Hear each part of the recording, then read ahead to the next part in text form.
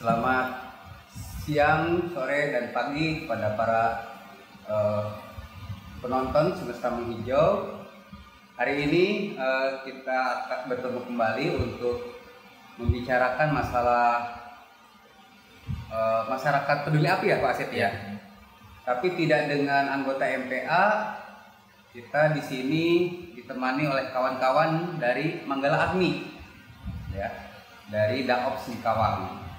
Mungkin bisa memperkenalkan diri nih rekan-rekan.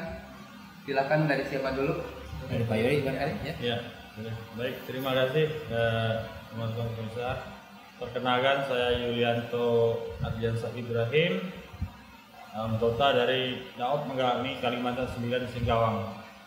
Bergabung di Manggala Agni sejak tahun 2006 sampai saat ini. Dan saya Muhammad Sodik. Saya bergabung dari tahun 2008 sampai sekarang. Jadi Pak Yulianto dan Pak Sodik ini mitra kami di dalam pelatihan Fire Crew 1 untuk melatih masyarakat peduli api yang ada di Kota Singkawang. Ya, terima kasih nih ya Bapak dan Bapak-bapak. Ini bicara masalah masyarakat peduli api nih Pak. Sebetulnya kemampuan dasar apa yang harus dimiliki oleh teman-teman MPA ini? Silakan berbagi.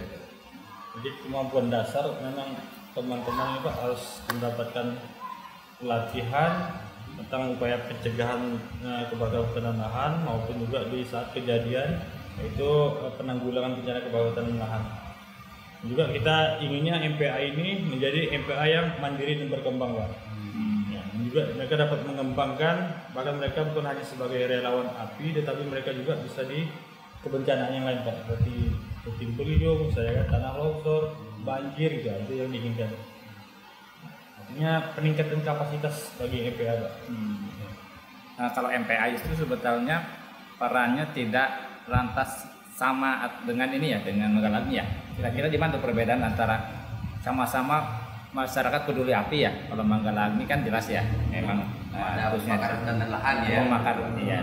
Mengendali kebakaran hutan dan lahan ya. Nah, kira-kira di mana perbedaan antara MPA dengan Manggala Agni? Secara pekerjaan atau fungsinya memang tidak ada perbedaan, Pak. Jadi teman-teman MPA pun kita minta ketika misalnya terpantau saja itu adanya karhutlah, mereka sudah wajib untuk menangani kan, kemudian menginformasikan. Nah, cuma memang ada perbedaan, pertama mungkin dari teknik dan strategi. Ya, itu dikarenakan juga MPA ini punya keterbatasan, Pak, kan? Ya, dari peralatan mereka miliki, itu operasionalnya juga, kan? Nah, jadi untuk fungsi saya kira kita mirip-mirip, cuma dengan tanggung jawab yang lebih penuh itu mungkin adanya di Manggala Agni. Karena MPA sifatnya sukarela ya, sukarela ya. Jadi mereka ketika bekerja, kita juga tidak bisa misalnya meminta mereka fokus nih satu hari penuh bantu ini ya. Jadi karena mereka sudah relawan juga, pertama pemadaman dini mereka sudah lakukan gitu kan. Ketika misalnya sampai beberapa hari atau mereka sudah ingin melaksanakan kerja yang lain gitu kan, untuk kebutuhan rumah tangga mereka juga ya, kita tidak bisa batasi itu. Ya, jadi mungkin karena mereka tugas utamanya bukan sebagai pengendali kebakaran ya, karena itu hanya sukarela saja ya. Tadi memanfaatkannya diantaranya pencegahan dan pemadaman dini ya. Itu barangkali karena letak mereka yang langsung paling dekat ya. Karena bagi kami MPA ini adalah mitra kami yang tingkat tapak. Mereka yang lebih tahu kondisi lapangan. Sebelum kami datang, mereka duluan yang sudah bekerja. Jadi pencegahan, kalau pencegahan yang cocok untuk mereka ya, untuk MPA yang kira-kira mungkin perlu penekanan di peningkatan kapasitas mereka. Mungkin dari Pak Sodik. Kalau untuk pencegahannya biasanya gini Pak, kalau untuk pelatihan biasa kami terutama dari Manggala Agni biasanya kalau ada terpantau spot atau segala itu biasanya kami koordinasi juga Pak dengan anggota MPA kan. Yuk kita sama-sama turun ke lapangan. Nanti di situ kita pastikan betul enggak Pak yang terpantau satelit ini apakah betul-betul dibakar atau bukan, karena kan spot ini tidak selalu terbakar. Dan di situ juga nanti kami ajak anggota MPA untuk melakukan sosialisasi pencegahan kepada masyarakat atau para pekebun atau petani yang ada di sekitaran wilayah yang rawan, Pak, seperti itu. Dan terkait dengan masalah pelatihan itu, Pak, juga selain dia pencegahannya, untuk teknik dasar cara pengendaliannya dari mulai peralatan, sarana dan prasarannya perlu juga penting juga ya. Karena mereka ini apabila terjadi kebakaran di wilayah MPA tersebut, dia akan melakukan pemadaman awal. Mereka lebih dekat ya, Iya. kalau mengalami jauh ya posisi ya. Siap, seperti itu, Pak. Apabila nanti mereka tidak mampu untuk mengendalikan, baru komunikasi dengan kami dan kami akan melakukan bantuan penakan pemadaman seperti itu, Pak. Baik. Rekan-rekan nih, yang teman-teman dari Manggala Agni sebagai pembina MPA, kita paham bahwa pengendalian kebakaran itu memiliki resiko ya. Mungkin bisa disampaikan nih sama teman-teman MPA ataupun masyarakat, sebetulnya adakah titik-titik kritis pada saat pengendalian kebakaran hutan itu yang sering menimbulkan akibatnya kecelakaan kerja gitu ya, ataupun juga menyebabkan malah api semakin sulit terkendali. Apa itu yang pengalaman bapak-bapak sekalian? Ya, sebenarnya ini situasional sih, Pak ya. Tapi memang pernah pengalaman kami di wilayah Kabupaten Sambas itu, Pak. Tepatnya di Kecamatan Jawa. Saat itu memang kemarau lebih dari 1 bulan gitu kan. Memang titik kritisnya ini setelah kebakaran berjalannya rata-rata 1 minggu ke atas, Pak. Ya. Kalau sudah 1 minggu ke atas, itu kemudian kalau di lahan gambut memang sudah kering, itu kalau misalnya ada percikan sedikit, percikan api jatuh pun itu sudah menyala, Pak. Nah, saat itu memang terjadi pada petani tersebut yang saat ini sudah almarhum juga, Pak. Nah, jadi ketika dia buat sedikit kebakaran di sekitar pondok kebunnya gitu kan, kemudian hanya beberapa menit dia pergi mengambil air gitu kan untuk persiapan minum kan, waktu untuk kerja lagi ya. Begitu nyampe lagi di pondok ternyata api sudah melebar, sudah meluas perilaku api itu. Kemudian dia panik berupaya untuk memadamkan. Nah, ini memadamkan dengan alat seadanya dan juga tidak tahu bagaimana teknik ya, tekniknya, Pak, tadi, Pak. Dan juga tidak tahu apa sih kebakaran, tipe kebakaran bawah misalnya gambut gitu kan. Jadi dia tetap berusaha. Namun karena kebakaran sudah meluas, akhirnya asap gambut itu masuk, mungkin sesak napas, pingsan di tempat, Pak, kemudian jatuh di bara api itu. Ya. Dan itu mirisnya ketahuannya sudah sore, Pak. Ketika semua para petani sudah pulang gitu kan, ya mereka kan tidak tahu nih bahwa yang almarhum tadi masih di pondok itu kan, dikira sudah pulang semua gitu. Karena kejadian. Jadi pemirsa, ini informasi yang sangat penting sekali ya, bahwa setelah 1 minggu musim kering tidak hujan, ini sangat sensitif sekali terhadap kebakaran. Jadi memang kita sangat harus menjaga ya, hati-hati ya. Dan yang berbahaya itu selain api ternyata adalah asap, karena bisa menimbulkan tidak sadar diri ya, dan juga kerusakan organ dalam tubuh. Dan karenanya tadi ya pengetahuan K3 ya, berarti K3 dan mungkin teknik pemadaman itu sendiri ya penting ya. Ya, penting. Jangan sampai karena semangat atau karena dia pengen memadamkan tanpa pengetahuan yang cukup, malah berbahaya kepada diri sendiri ya. Jadi memang harapan kami nanti kepada bapak-bapak kan, jika misalnya ketemu dengan masyarakat lagi di tempat-tempat lain, memang perlu disampaikan bahwa bahaya dampak dari asap itu yang sangat berbahaya ya kan. Dan perlunya unsur bagaimana K3-nya masyarakat gitu kan, untuk kita bersosialisasi. Kemudian teknik penanganannya seperti apa sih yang pasnya gitu kan. Karena memang api ini terlalu berani kita tidak boleh juga ya. Terlalu takut sehingga panik juga tidak boleh gitu. Jadi memang perlu ketenangan Pak dalam mengatasi. Jadi paling baik ini ya, misalnya ketika menemukan api ya, atau kita ada yang tidak sengaja kebakar, nah itu seperti apa tindakan misalnya di seorang yang melihat tersebut? Apakah langsung melapor? Kalau misalkan tadi dia melihat api Pak ya, dan sengaja terbakar ya. Kalau selama ini rata-rata masyarakat coba tangani sendiri gitu Pak. Ya. Tapi biasanya juga menghubungi Babin Kamtipmasnya di desa atau Babinsa itu saat ini sudah dilakukan. Jadi kalau posisi kami Manggalani, karena kami beradanya di pos lah kan, ya pos. Kami sifatnya menerima lapor saja dari tingkat apa. Ini Pak Sodik nih ahli mesin ya. Nah ini dengan kejadian kebakaran di musim kemarau kadang-kadang sulit sekali menemukan air. Ini bagaimana cara pemadaman yang paling tepat ini? Baik, nah jadi tekniknya Pak ya, biasa kalau di sekitaran wilayah terjadinya kebakaran ini tidak adanya sumber air, biasanya kami di Daop atau di kantor ini dilengkapi dengan water tank atau tampungan air. Jadi nanti kita akan meletakkan satu titik tampungan air di tempat aman, nanti penyuplainya dari mobil tangki Pak, seperti itu untuk melakukan pemadaman. Estafet, ya. Pakai tandon air yang untuk wilayah benar-benar kering yang benar-benar kering dan tidak ada sumber air. Kalau wilayah itu memang tidak mungkin misalnya buat sumur bor gitu dalam rangka sumber air karena susah ya. Susah Pak, karena di sini kan kita kebakaran tidak bisa kita prediksi Pak kan, titiknya di mana gitu. Nah, jadi memang suatu kondisinya situasional seperti itu. Memang kita kirimin tim setup dulu kami di lapangan dia untuk memastikan ini kebakarannya berada di mana, terus sumber air ada atau tidak gitu kan. Nah ketika memang tidak ada sumber air, apa yang disampaikan Pak Sodik itu benar adanya Pak, kami lakukan teknik estafet. Ya terkait sumur bor itu Pak, pernah pengalaman saya juga ada di Kelurahan Sungai Bulan.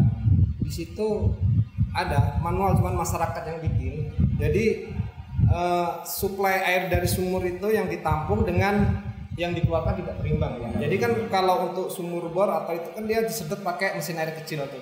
Sedangkan kita melakukan pemadaman pakai mesin dengan tekanan tinggi. Jadi tidak berimbang seperti itu Pak ya. Kalau efektifnya memang kalau tidak ada sumber air ya kita siapkan tandon air itu, tampungan air itu kita suplai dari mobil tangki. Itu bisa kerjasama dengan mereka BPBD atau BDAM.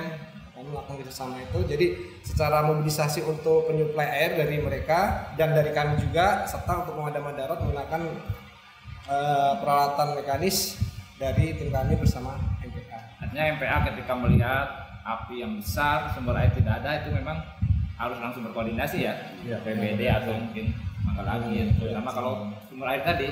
Sambil menunggu tim datang, mungkin melakukan pemadaman dini mungkin seperti itu Pak. Iya Pak. Nah ini berbicara masalah gambut ya, itu kan penjalarannya lewat bawah ya Pak ya? Iya bawah. Bagaimana dengan ada sekarang itu mekanisme apa? Sekat kanal ya? Apakah itu efektif untuk mencegah kebakaran hutan?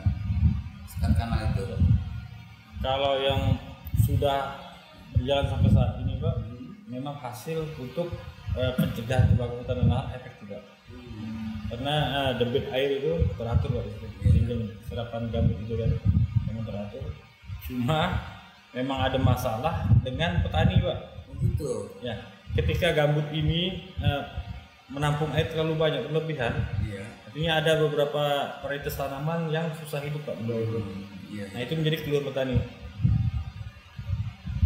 Artinya memang siklus airnya itu yang betul-betul harus diperhatikan ya, supaya lahannya bisa tetap kering, tetapi di musim kemarau jangan sampai tidak ada air sama sekali. Artinya mungkin ada perbandingan lagi buat ketinggian sekatnya itu ya. Bisa juga mungkin model pintu juga ya. Iya, bisa. Sekarang ini untuk upaya pencegahan ya yang sudah dilakukan di Kota Singkawang ini apa tuh untuk menurunkan tingkat kejadian kebakaran hutan baik Daop ataupun MPA?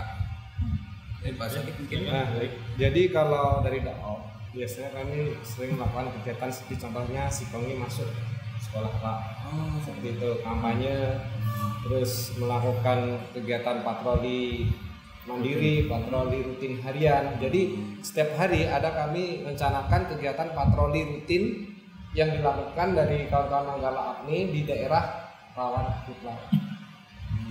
daerah yang rawan karhutla. Bagaimana dengan mengatasi kebiasaan masyarakat yang masih menggunakan pola pembukaan lahan dengan cara membakar? Jadi saya tambahkan juga Pak, selain itu kami juga untuk di wilayah Kalimantan Pak, kami punya nama kegiatan MAPD, jadi Manggala Agni Pendamping Desa. Di saat ini teman-teman untuk wilayah Manggala Agni Kalimantan Singkawang khususnya, kami satu personil satu desa Pak. Satu personil satu desa. Ya. Jadi di situ kami melakukan upaya sosialisasi, pencegahan, pendekatan, pendampingan kepada masyarakat, penggalian informasi juga kan. Nah, di situ kami mengajak bersama masyarakat patroli bersama gitu Pak. Nah, jadi untuk upaya mencegah terjadinya kebakaran hutan dan lahan tadi Pak. Nah, tapi kalau ketika memang masih terdapat kan, masih ada masyarakat yang membuka dengan cara membakar, saat ini kami juga tidak langsung menegur gitu kan, melarang atau apa, tetapi kami menyesuaikan Pak. Nah, kebetulan untuk di Provinsi Kalimantan Baratnya sendiri keluarnya Perda ya, adanya Perda nomor 1 itu dari ya. Itu mengatur tentang kearifan lokal itu Pak. Jadi kami menyesuaikan ketika memang itu berlakunya aturan ini di tanah mineral, oke, kami giring masyarakat ketika ingin membuka lahan dengan pola membakar misalnya kan, kita giring untuk melapor ke kantor desa, mengisi belangko itu Pak. Ya, terus kita mediasikan dengan pemilik lahan di batas tanah mereka Pak. Dan ada kriteria tersendiri ya, Ya, kalau nggak salah siap. tidak boleh lahan gambut ya, Ya. maksimal 2 hektar per kakak per tahun ya. Dan itu catatannya tanaman varietas lokal. Nah ya betul. Tanaman varietas lokal. Ya. Betul. Artinya rekan-rekan sekalian bahwa kenapa diatur begitu ketat, karena memang pada saat kebakaran ini sudah terjadi akan sangat sulit ya pengendaliannya dan juga sudah menimbulkan kerugian tentunya. Iya, pasti. Ya, ini beberapa kali semacam jalan tengah ya, ketika mungkin masyarakat agak berat membuat lahan tanpa bakar karena pembukaannya mungkin cukup berbiaya ya. Nah, sementara diizinkan namun dengan syarat yang sangat ketat ya. Dan untuk gambut dipastikan tidak boleh sama sekali. Tidak boleh sama sekali ya. Karena ketika terjadi kebakaran bawah sudah tidak terkendali kali ya saya. Ya, inovasi terbaru kami Pak dalam kegiatan Manggala Agni Pendamping Desa, kami lebih mengutamakan musyawarah Pak. Musyawarah. Jadi setiap ada kejadian, terakhir kayak kita kemarin di Desa Karimunting, Kecamatan Sungai Raya Kepulauan, Kabupaten Bengkayang. Jadi ketika telah terjadi kebakaran juga, setelahnya pasca kami memediasi pihak desa, pemilik lahan, polsek juga Pak, Koramil, kemudian berkumpul di kantor desa membuat kesepakatan bersama untuk mencegah sehingga tidak terjadinya lagi kebakaran. Jadi kita mediasi Pak. Nah, seperti itu. Kemudian kalaupun di wilayah mereka, perkebunan pribadi mereka itu terjadi kebakaran, mereka wajib nanti meminta dukungan dari MPA untuk memadamkannya Pak. MPA ya? Iya, MPA. Oh iya. Jadi konsekuensinya segala operasional yang dikeluarkan dari pihak kebun itu sendiri Pak. Konsekuensinya. Korporasi itu ya, pemilik kebun. Iya, pemilik kebun yang pribadi atau korporasi. Mengoptimalkan peran MPA sebagai pengendali kebakaran hutan yang ada di tingkat desa ya. Iya. Satu lagi mungkin Pak, nah, apakah di situ ada pengembangan PLTB Pak, pembukaan lahan tanpa bakar? Ya. Di sebagian wilayah Pak, yang terutama di gambut, ya, kita sudah jalankan itu Pak, PLTB. Kita minta juga peran sertanya koperasi ini Pak, dari dana CSR mereka untuk membantu masyarakat yang berada di sekitaran wilayah kebun mereka Pak. Jadi kalau nggak salah kan ada peningkatan ekonomi juga ya? Iya. Ya. Bagaimana dari hasil pembukaan lahan bisa untuk suka kayu dan sebagainya. Ya. Dan juga saat ini ada beberapa kelompok MPA kita Pak yang di wilayah Bengkayang pesisir itu bekerja sama dengan PLTU, Lembaga Listrik Tenaga Uap, pemanfaatan faba dari limbah faba itu, fly ash dan bottom ash itu. Jadi ternyata limbah faba itu sendiri ketika dibuang di lahan gambut memiliki 3 fungsi utama itu. Yang pertama itu memudah pelapukan pada gambut itu sendiri. Yang kedua akan mengikat air Pak pada gambut itu. Ya, yang ketiganya menurunkan zat asam pada gambut itu Pak. Nah, itu sudah beberapa kali uji, kita juga melibatkan tim dari BRIN dan juga mahasiswa Unten Pak untuk melakukan uji lab. Itu dampaknya ke gambut apakah lebih mudah ditanami? Gambut akan mudah menjadi gambut matang Pak. Ya, kemudian waktu ditanam tanaman akan berapa kali lipat lebih subur dikarenakan zat asamnya sudah turun dari keasaman gambut itu kan tinggi Pak. Jadi dengan paba itu jadi dari tingkat keasaman itu akan berkurang. Ada mungkin yang ingin disampaikan terkait dengan pengembangan kapasitas MPA ya, dan juga harapan-harapan kepada MPA yang ada di wilayah Kalimantan Barat ini bisa disampaikan dari Pak Sudiko. Baik, harapan kami Pak ya untuk MPA ini untuk peningkatan kapasitas kalau misalkan dari tingkat dasar ke tingkat lanjutan Pak. Jadi kegiatan untuk pelatihan dari tingkat dasar yang dia dapat dikembangkan Pak dan ditingkatkan lagi untuk ke tingkat lanjutan. Siap seperti itu Pak. Izin, saya juga ada punya catatan ini Pak ya. Jadi saya dari beberapa MPA yang sering masuk ke kami itu kan, jadi kami kumpulkan. Nah, mungkin ini kesempatan bagi kami juga untuk menyampaikan di sini. Mungkin ada beberapa rangkuman juga. Jadi untuk beberapa penguatan yang dapat diberikan kepada kelompok masyarakat peduli api, yang pertama itu memang dibutuhkan pelatihan dan pendidikan Pak. Sehingga memberikan pelatihan dan pendidikan tentang pencegahan dan penanggulangan kebakaran hutan dan lahan, serta mereka juga mengingat penggunaan peralatan dan teknologi yang tepat. Teknologi dan peralatan yang tepat untuk pemadaman atau untuk pelatihan mereka Pak yang dibutuhkannya. Jadi kemarin kita sudah berikan juga kan ilmu tentang bagaimana teknik dan strategi, tapi mereka juga perlu ilmu teknologi yang tepat. Tapi dengan bapak kemarin diberikan juga kan masalah menggunakan Android kan. Kemudian yang keduanya peralatan dan teknologi, ini masuk lagi keinginan mereka dapat persediaan peralatan dan teknologi yang memadai untuk upaya pencegahan penanggulangan kebakaran seperti alat pemadam kebakaran, peralatan komunikasi mereka juga butuh, dan alat pelindung diri itu juga perlu. Tentunya catatan di sini mereka tidak luput dari dukungan finansial juga Pak. Jadi MPA ini sangat berharap memberikan dukungan finansial untuk kegiatan pencegahan dan penanggulangan kebakaran seperti biaya operasional, biaya peralatan dan lain-lain. Nah, artinya ini tugas kita bersama nanti untuk mengkoordinasikan kepada pihak-pihak terkait kan, seperti ini. Nah, kemudian jaringan dan kerjasama. Memang MPA ini kan memang dasarnya basicnya kan dari berbagai macam kan. Ya, ada yang mampu untuk membangun kerjasama, mungkin ada yang lemah dalam membangun kerjasama dalam komunikasi itu. Jadi mereka diperkenalkan kepada pihak-pihak terkait juga, dipublis MPA ini Pak. Nah, sehingga banyak mereka ditemui oleh para pihak-pihak terkait. Dan juga mereka ingin pengakuan dan penghargaan. Dengan mereka dikenal tadi, mereka inginnya MPA ini Pak bukan hanya MPA, misalnya MPA pemula terus. Jadi mereka inginnya untuk menumbuhkan kesadaran dan motivasi bagi MPA yang lain. Mungkin MPA ini inginnya Pak diberi kelas Pak. Nah, jadi kelas. Oh ini grade ini MPA ini kan. Di kelompok tani hutan ya. Iya, gitu Pak. Nah, kemudian mereka diakui penghargaan itu sehingga pemerintah setempat melihat ini loh peran dan fungsi MPA. Nah, ini mereka seperti itu. Mereka juga inginnya perlu akses informasi Pak. Jadi dengan kita saat ini kan ada nih ya akses informasi Sipongi, misalnya kan aplikasi 8 itu sendiri, dunia 3 hotspot. Mungkin itu Pak yang ada beberapa harapan MPA juga yang tadi saya sampaikan nih Pak di sini Pak. Jadi harapan kami pun buat teman-teman MPA yang lain terus berlatih untuk meningkatkan keterampilan dan skill kita, karena sehebat apapun kita untuk berhadapan sama api pasti ada risikonya Pak. Ya. Tanpa ada ilmu, tanpa ada proses untuk mendapatkan ilmu itu kita agak susah mengendalikan suatu kebakaran. Ya. Mungkin itu harapannya Pak. Baik, terima kasih atas waktu dan bincang-bincang yang sangat berharga ya Pak Asep ya.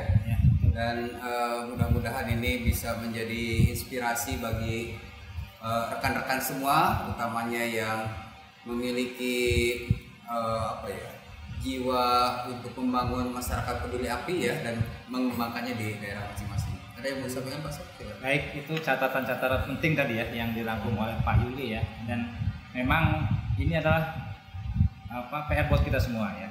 Jadi masing-masing kita dapat berperan bagaimana mengembangkan MPA ya. Dari kami mungkin dari pengembangan sumber daya manusia, barangkali dari sektor lain di sana ada Pemda ya, ada BPBD dan sebagainya. Marilah kita sama-sama berperan mengembangkan mereka, karena mereka tadi dikatakan Pak Manggala ini ujung tombak di lapangan. Di lapangan. Ya. Betul.